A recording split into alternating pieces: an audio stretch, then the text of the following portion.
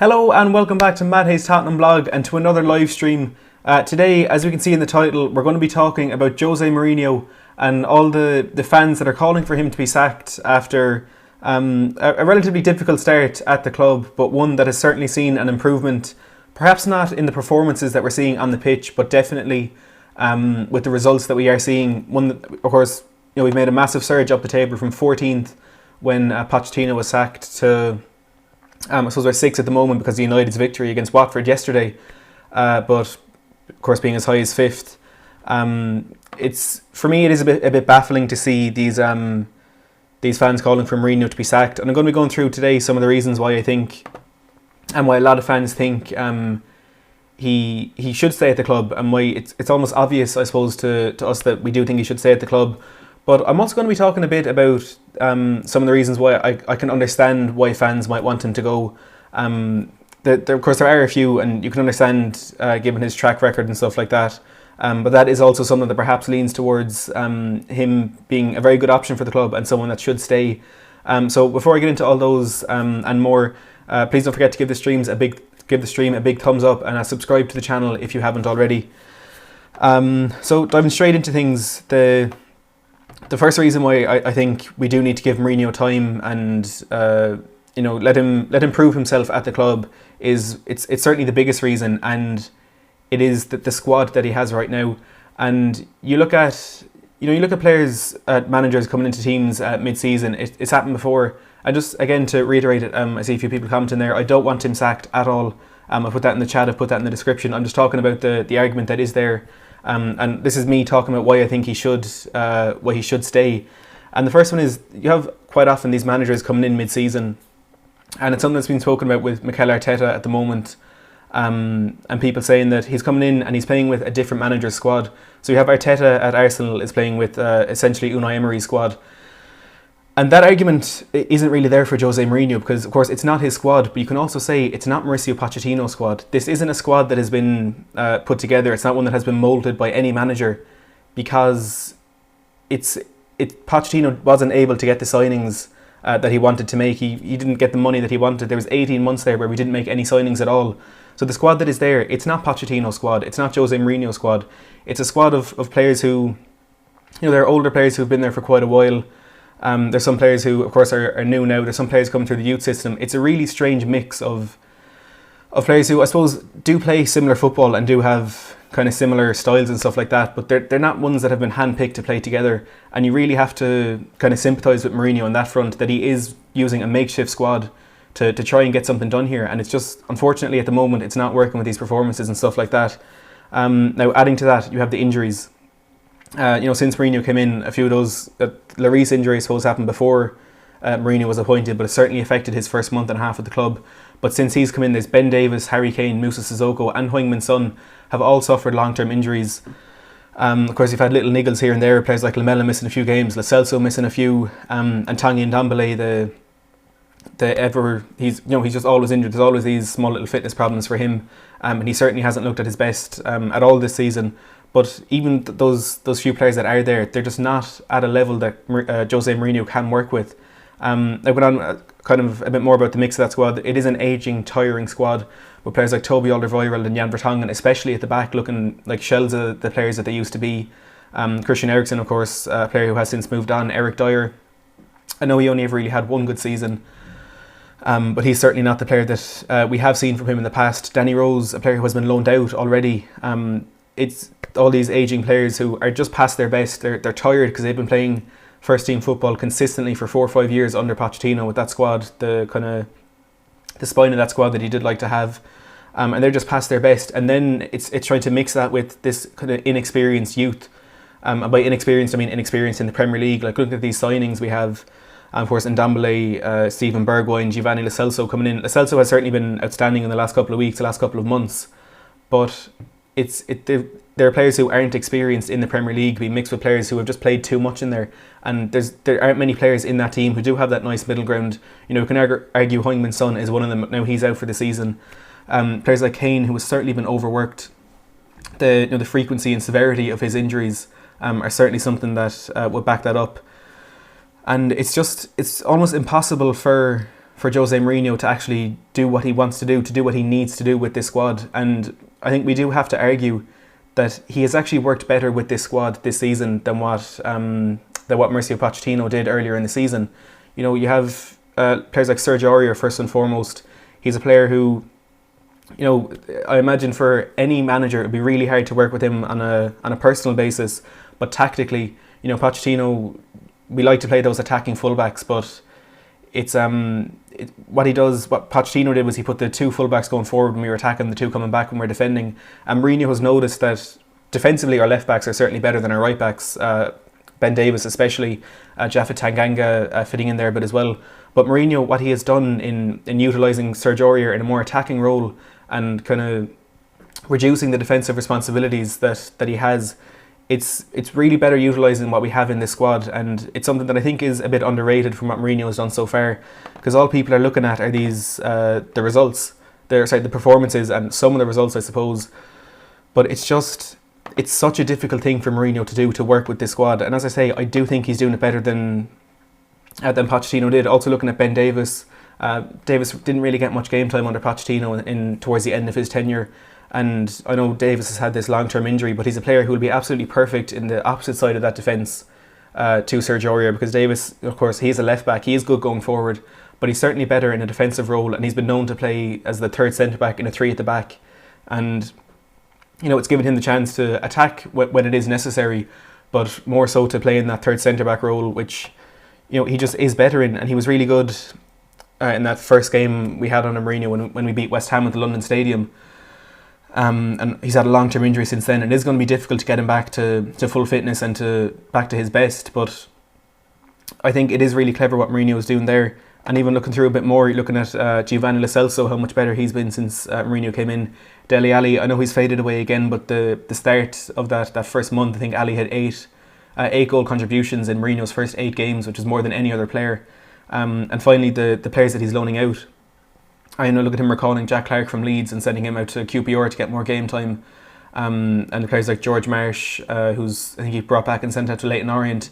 He's worked really, really well with this loan system and getting players out, getting them down to the lower divisions, and, you know, getting them more game time, which is essentially what they need. Because I think earlier on in Pochettino's tenure, he was really good at working with that youth, but towards the end, he kind of became, I suppose he kind of lost faith in loaning players out, and he kind of said that himself. He likes to keep the players at the club and get them working up through the youth system at the team, so they can learn to play in the same style that he wanted to play, you know, that 4-2-3-1 with all these different tactical tweaks that are in there. He likes them coming up through our youth system, so they're ready as soon as he thinks they're good enough for the first team. They have the style, they have the philosophy, they have everything, and they just need to be thrown in the deep end to see what they can do.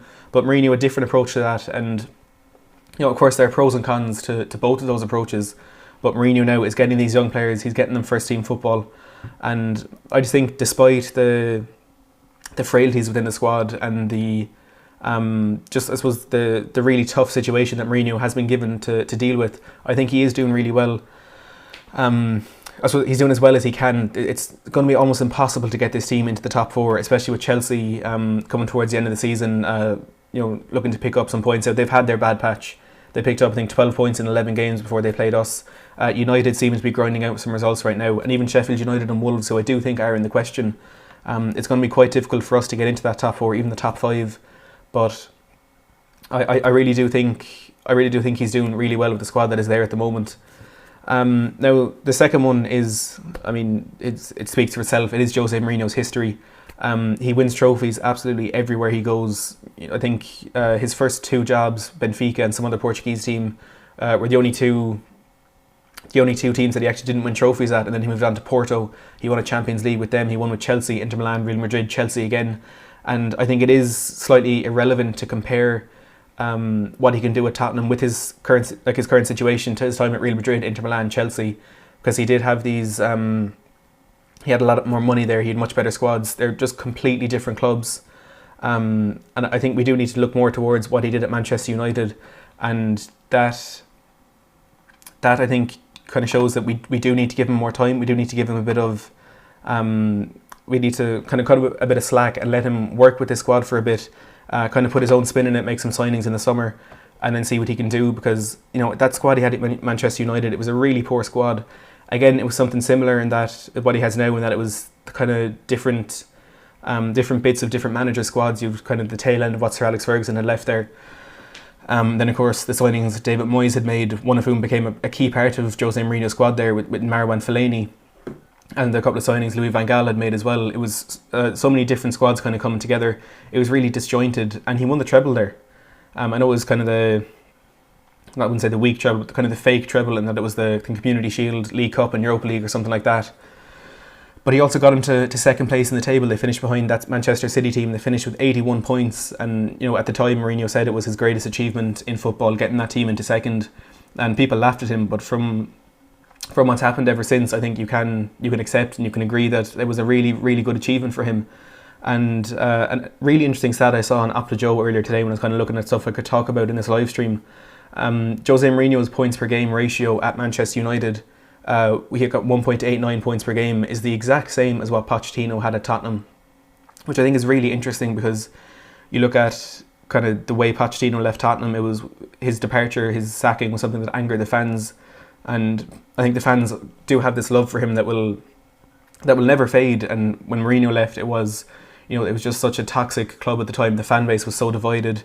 The only thing that I suppose they did agree on is that Mourinho had to go, but they have an identical points per game ratio. That's according to Opta Joe. So you have to question, is the situation that we're in right now, is it one that Mourinho does strive in? Because he did so well at United. They're winning trophies with that team and getting them to second place. Is he the right manager for us now? Because it is a negative situation. It does appear to be a squad that does have a few divisions in there. We heard that from Trippier. We heard it from Danny Rose as well. Is this the kind of situation where Mourinho is the best manager? Now, the third reason is it's not so much related to Jose Mourinho, but it's kind of gone back to the start of Mauricio Pochettino's time at the club. And it's something he spoke about back in, I think, 2017. He was asked about, I think it was Harry Kane reached 100 goals for Tottenham. He was asked about what his favourite goal was. There's an article here on ESPN kind of outlining what he said. And he said, this is Pochettino now talking about this. He said, I can find many other goals that were fantastic, but for me, goals are related to emotion, to the period that you were living in. And he's talking about this goal, this free kick Harry Kane scored away to Aston Villa in November of 2014. It was, I think, his 17th league game in charge or something. We were sitting 11th in the table, and Harry Kane scored this last minute free kick against Aston Villa. We won the game, and I think our form kind of turned around from there. And essentially what Pochettino was saying was that goal saved his job. If he hadn't won that game, he would have been sacked. And it's something Daniel Levy is known for, as they call him here, the trigger-happy chairman, Daniel Levy. Just imagine if Levy in that moment had given in to the pressure from the fans, who in the first place were disappointed with the appointment of Pochettino, because he was this unheard of manager coming from Southampton who couldn't even speak English. If he had given into that pressure, given into what the fans wanted, and Mourinho had been axed, or Pochettino had been axed, like where would we be right now? Look at what Pochettino managed to achieve with that squad, and he was so close to going so early on, because it was the fans that were disappointed, the fans were angry, and the fans weren't willing to give him the time that he deserved. Even though he hadn't kind of proven before that he deserved the time, it is a manager coming into a team like this does need time. I mean, look at Frank de Boer at Crystal Palace, who again is mentioned in this article. He got 4 games and he was sacked. There's no imagining what he could have achieved there. Someone who bringing in this amazing Dutch style of football to Crystal Palace, where he could actually have brought them, but an early sacking, and you never know what's going to happen. And I think Mourinho, his history is more than enough to prove that he does deserve the time, and we as fans need to sit back and let him do what he knows how to do, what he's done in the past to bring this club back to the level that we do want to be at. Now, before we move on to the reasons why some fans are calling for him to be sacked, let's take a few questions here from the live chat. With Peter Myers asking, Matt, could you please comment on VAR? And I think it's really relevant at the moment, because I think VAR, the weekend just gone, certainly had its worst weekend yet. As Tottenham fans, we kind of, some of us will try and say that Lascelles shouldn't have been sent off, but I think there's no doubt at all that perhaps the intention wasn't there for him to stamp in as Piliqueta, but without a doubt he should have been sent off. And for VAR to look at that for as long as it did and decide that it wasn't a red card, the game to go on, and then before the full-time whistle even went, the PGMOL come out to say that the red card should have been given, is a massive embarrassment for VAR. It was David Coote who was in the VAR studio then, and it was actually also David Coote for the later game Manchester City playing against Leicester, when we had the handball from Kevin De Bruyne, which wasn't given, then a handball from Dennis Pratt for Leicester was given. Two very similar situations. He came to two different verdicts in that one, and one that I think he did get it right with the Ederson challenge on Kelechi Iheanacho. But the big one, as I know you will be especially interested in, is the Burnley-Bournemouth game. Bournemouth cut out by two dreadful VAR decisions. The first one was a handball given against, I think, Tyrone Mings before Josh King scored. It would have put Bournemouth 1-0 up, but that was ruled out for a handball by Tyrone Mings, whereas the ball came through a big group of players and hit him on the shoulder. It wasn't even a handball, and VAR decided to rule that one out. And then Burnley went down the other end. They went 1-0 up, and then there was a shout for a handball in the Bournemouth box in the second half. The referee waved it away. Bournemouth counter-attacked, I think within 15 seconds they scored, which would have levelled it at 1-1. But then VAR looked at a decision down the other end for that penalty shout. And again, it was a really, really harsh handball, this one on Adam Smith. And I think this one was a bit closer. It wasn't so much his shoulder, it was kind of this part of his arm, and his arm was outstretched. And it was a Philip Billing with the handball for the first one, not Tyrone Mings. I do apologise. But they decided handball from Adam Smith for that one. It was another really harsh call, but then they ruled out that Bournemouth goal to come down and let Burnley take that penalty. And Bournemouth essentially lost that game 3-0 because of two really poor VAR decisions. They should have been 2-0 up. And it seems to be every single game now where there is a VAR decision that goes wrong. It's an absolute joke. You know, it did well in the World Cup when it was brought in. It did well, I think, in the Champions League last year. But it's the changes that the FA are making to it that's ruining it. I see Ratty Star Steve here saying VAR is a joke. Why is there an off-field official making decisions on the game? Why can't this off-field official just tell the ref you may have missed something and you need to look at the monitor? And that's one of the biggest arguments. The monitor is sat on the side of the pitch. Not one referee in the Premier League this season has gone over to look at the monitor. There's been one referee in the FA Cup, Michael Oliver, is officiating Crystal Palace game. He went over. He looked at the monitor, and he did, I think, he either overturned a red card decision or upgraded to a red card decision. And I think the biggest question is, it was Michael Oliver who did that game on Saturday against Chelsea. When the incident happened right beside the monitor, Michael Oliver was standing there already. It would take 2 seconds to walk over to it and have a look then. And I know we should probably be grateful that Lascelles wasn't sent off, but you know, he should have been. And the referee should have looked at the monitor and you know, made the decision there for himself. But as Peter's saying, I think it should honestly be scrapped. I don't think they can take it out for this season, but if managers do have a vote, I do think it will be taken out for next season. Because this VAR is supposed to take away this decision, these discussions. It's supposed to have those contentious decisions in the moment dealt with then, and there'll be no controversy, nothing after that. But I can't ever remember a Premier League season where we're speaking about these decisions as much as we have this year. And you know, if they're going to get them wrong, they might as well do it without the technology, because it's just making it worse for themselves. That they do have that technology, they're spending this money on it, and they're still getting it wrong. Anthony Lynch saying pathetic. We're talking about Mourinho out. I'm just responding to these kind of the fans in over the last couple of days calling for Mourinho to be sacked. As I said, personally, I'm not Mourinho out. I do want to give him time. He wasn't the man that I wanted to be appointed when Pochettino was sacked, but I do think he deserves the time. He does need to prove himself. He can do it. There's no doubt about that. It's just a case of him, if he actually will do it. I do think he does need to be given time. I've already gone through these decisions. These are the reasons why I do think he does deserve to stay, and quickly recap them. It's the really poor squad that he does have. The history of his own career, winning 25 trophies in 25 seasons, I think, which is, if I'm not mistaken, it's actually more than Tottenham have won in our entire history. And also how close Pochettino actually came to being sacked in his first season at the club, and why that kind of shows us we need to take time. We do need to give the manager a chance. Ronnie David here saying, hi Matt, this is absolutely ridiculous for Mourinho to be sacked. No manager can do better than him at the moment. He needs this summer to rebuild the squad, and I completely agree with that comment. Now, looking at a few of these reasons why some people are calling for him to be sacked, and the main one is the style of football that he's playing.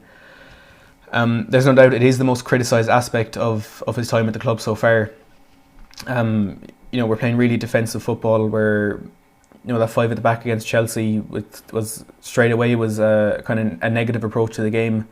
But I mean, it is hard to argue with the fact that we are playing negative football, but I think the criticism to some extent is over-exaggerated, because I saw a stat, it was either last week or the week before, I don't know how, if it's still correct now, but when I read that, Tottenham had actually won possession in the final third more than any other team since Jose Mourinho had been appointed. And straight away that there does kind of show there is an element of this high press, there is an element of attacking football. It's just not as prevalent as we might prefer.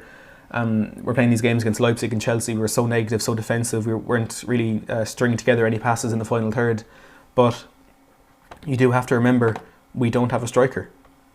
There's no way you could ignore that. There's no way to get around that. We absolutely don't have a striker, and it's a massive problem. And Mourinho has made that very clear. It is. It's just not good enough. There's not much he can do when we don't have a striker. Steve Roughhead saying this was always going to happen. Losing Harry Kane was bad. But losing Sonny was the icing on the cake. We as fans have known for 5 years that we needed a striker. It's the board to blame. And I think there's a few people saying that. I saw Sue Smith a while ago saying Levy out, Enoch out. Paranormal Frank saying it's Levy and Enoch that need to be booted. Every team needs a striker. I mean, it's not complicated. It's not this far-fetched footballing philosophy. It's basic stuff. We need a striker. Mourinho made it so clear in the transfer window that he wanted one, and Daniel Levy failed to deliver on that. We had targets like Christoph Piątek, who ended up going to a mid-table Bundesliga team. We couldn't force that move for Olivier Giroud over the line on deadline day, and other deals fell through for various reasons. And Mourinho himself is the one that brought up the stat that we haven't actually won a game without Harry Kane and Heung-min Son since 2014, and it's going to be really hard to turn that around. It's going to be really hard to get any consistent form this season, and perhaps this season does need to be one that we forget about and accept that it's going to be a disappointment. We may end up finishing mid-table. I personally can't see us getting past RB Leipzig in the away leg for the Champions League. Perhaps this season we just need to write off and look forward towards next season and hope that Daniel Levy does give the money to Mourinho in the summer to build a squad that he can use, because I mean the squad that we have now, there's no manager in the world will be able to work with this. So we do need to cut him some slack, and we do also have to mention, as part of this argument for him to be sacked, which again I do not agree with, his track record. And I know it does slightly contradict what I've said about his history and that he's winning trophies and stuff, but it can't be ignored. Take into consideration his time at Manchester United. He's falling out with players like Paul Pogba. He was making comments in the press about Luke Shaw, which no manager should ever make about an opposition player, not to mind his own player. There's just negativity surrounding everything he did, the divided fan base, the dressing room falling apart and all this stuff. You look at his second spell at Chelsea, when essentially it was the players that got him sacked because they'd just fallen out with him so much. They hated him, they could not work under him, and they did everything they could to get him out of there. Even towards the end of his tenure at Real Madrid, he was such an angry character. And he's one the fans in the club were desperate to get rid of by the time that came to an end. And even looking at that Inter Milan team that won the Champions League, it was such a defensive, such a negative style of play that he did use. And look, fair enough, he won a Champions League, and if we could get this for Tottenham, obviously that would be massive. That would be completely worth it for us. But it's not going to happen because we don't have the players to do that. I wouldn't say I could understand why some people want Jose Mourinho sacked, but I do see why there are some people who are a bit worried, they're a bit negative about what could be happening in the next couple of years if Jose Mourinho does stay long term. But I think it is way too premature to be calling for him to be sacked, and we do need to back him. I said this when Pochettino was sacked. I think it was either the night Pochettino was sacked or the next day after Jose Mourinho had been appointed. We can talk all we want about who we do want to be appointed, who we don't want to be appointed. And for me, it was I didn't want Jose Mourinho. I wanted someone like Erik ten Hag or Julian Nagelsmann, who unfortunately obviously weren't available at that time. But whether or not we wanted a certain manager to be appointed, we need to get behind them and we need to support them, because this negativity within the fan base, going on Twitter, going on Facebook, calling for these people to be sacked, calling for these players to be dropped, it's not helping anybody. And we just need to support the manager, support the players, and trust that they can do for the players what they have done in the past, and for Mourinho what he's done throughout his entire career. But that's going to take time. Things don't turn around as quickly as some fans seem to expect they will. Look, the performances they're maybe as bad as they were towards the end of Pochettino's time, but the results are better. There's no doubt about that. You can't argue that. We're closer to the top four than we ever were this season under Pochettino. So we just do need to give the manager time. And that's why, like, I do think there's a debate to be had as to these fans who do think Mourinho should be sacked. But personally, and I can see a lot of the people in this chat, I think actually everyone who I've seen talking so far doesn't want Mourinho to go. They want us to be given time. Andrew W saying, Matt, what are your thoughts on Barca getting an emergency striker? This is possibly one of the most ridiculous, most corrupt decisions I've ever seen in world football. For those who don't know, Barcelona, they've suffered a couple of injuries over the last couple of weeks. Luis Suarez and Ousmane Dembele have both been ruled out for the majority of the season. And they made a request to the Spanish FA to get to make an emergency sign an emergency striker, so they could cover up for these injuries. Now, take into consideration the fact that they already, despite the injuries to Luis Suarez and Ousmane Dembele, they still have Lionel Messi and Antoine Griezmann fit and playing. And even you can bring in Ansu Fati, who's a young player who's been in their first team quite a bit this season, has made a really good start to his career there. And the Spanish FA decided to give him their this special dispensation to sign a striker. Now they opted to go for Martin Braithwaite, who plays with Leganés, a team who are struggling down at the bottom of La Liga. I'm not entirely sure where they are in the table. Let's have a quick look here. But essentially what Barcelona did was they triggered Martin Braithwaite's release clause, which was, I think, £15 million. And of course Leganés in that situation they'd no choice but to accept that offer. And Braithwaite began his discussions with Barcelona. Leganés are 19th, they're 5 points away from safety, and Martin Braithwaite was their top scorer this season, but Barcelona triggered that release clause and they signed Martin Braithwaite, so Leganés had absolutely no say in the matter. They simply had to let him go because Barcelona had been given this permission to sign him outside of the transfer window. Leganés themselves made a request to the Spanish FA to make an emergency signing to replace Braithwaite, and that was immediately turned down. So I mean, I don't really know how to put it into words how stupid and corrupt and unfair that decision is, because Leganés now they're all but relegated because they don't have any players who can help them get out of this situation. They've had to give their best player to Barcelona, who will use him, maybe as a super sub, as he'll get some appearances here and there, and they let him go at the end of the year because they have Messi, Griezmann, Suarez, Dembele, Fati, and it's just really unfair on Leganés. There's nothing they can do about it. The Spanish FA could have helped them out to some extent by giving them the permission to make an emergency signing, but it's just not possible now, and it's one of the most ridiculous decisions I've ever seen made in like this kind of decision in football. And I saw someone asking a minute ago about us making an emergency signing, but I think the rules in the Premier League are that can only be done for a goalkeeper. They're a bit vague. I read them a few times. I thought we could. Again, if we made that request, perhaps sign a striker on an emergency deal, but it doesn't look like that's actually possible for Premier League teams. Steve Ruffhead saying, I trust the manager and some of the players. I do not trust the board or chairman, as this is down to him, and his parting gift to the fans is to put the season's tickets up, which again is just always looking for money. Bruce saying, sticking by Jose is from your heart, not your head, and because of that you're ignoring the bigger picture. It's absolutely not from my heart, because I have no. I mean, I've disliked Jose Mourinho for the entire time that I've known him as a football manager. Spending that time at Chelsea, of course, naturally we're going to dislike him, and the character, the man that he was at Manchester United, I didn't like him. And look, I'm sure I do like him now because he is Tottenham manager, and I almost have to. But it's certainly not sticking by Jose. It's not from my heart. It is from my head, because there's absolutely no point in bringing in this manager for, in November, giving him quite a bit of money in January to sign Jedson Fernandez, even though that money will be spent next summer, and Steven Bergwijn, and then making that Lascelles deal permanent. It is from my head because he's a manager who has won so much, he's achieved so much, and again, as I said, the squad that he's playing with at the moment is absolutely dreadful, and he's doing better than Pochettino ever did. That's what, this season especially, only this season. But I just think he deserves time. There's no point in cutting him loose after 3 months. It's a no-brainer for me, and it's not coming from my heart at all. And I don't think I'm ignoring the bigger picture, because we as a club, we want trophies. I don't see how people can.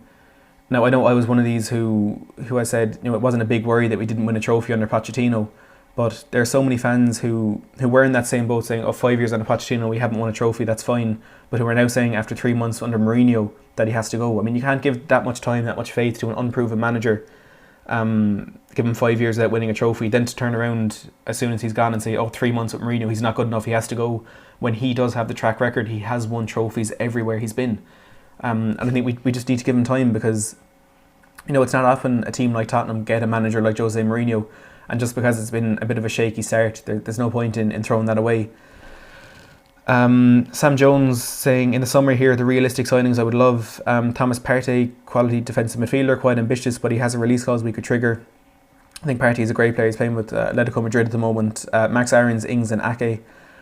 Look, they are realistic signings, and I mean, they're players who would definitely improve our squad quite a bit.